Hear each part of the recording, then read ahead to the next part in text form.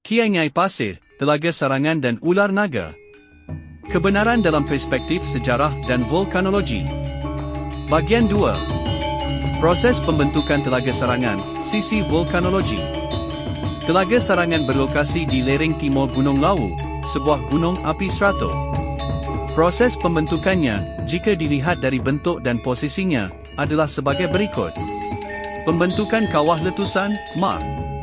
Telaga Sarangan memiliki bentuk meningkar, hampir oval, dengan dasar yang cekung, ciri khas dari kawah jenis mar. Mar adalah kawah letusan yang dangkal dengan tepi rendah, dan biasanya terisi air menjadi danau.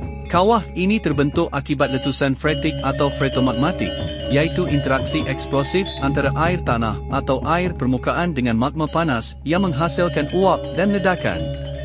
Aktivitas freatik, yang mana prosesnya melibatkan pemanasan air, magma panas dari kedalaman bertemu dengan air tanah, aquifer, atau batuan yang mengandung air di bawah permukaan lereng Gunung Lawu.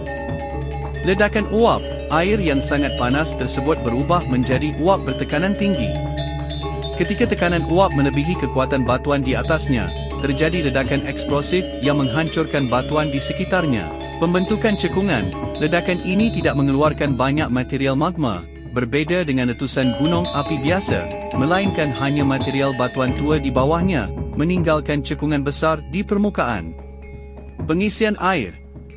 Setelah aktivitas vulkanik reda, cekungan dalam yang terbentuk di lereng gunung tersebut menjadi tempat penampungan air hujan dan air limpasan dari lereng gunung. Akibatnya, cekungan tersebut terisi air dan membentuk Telaga Sarangan yang kita lihat hari ini. Kesimpulan, Telaga Sarangan, secara geologi, adalah contoh danau kawah, mar, yang terbentuk dari letusan freatik di kaki Gunung Lawu.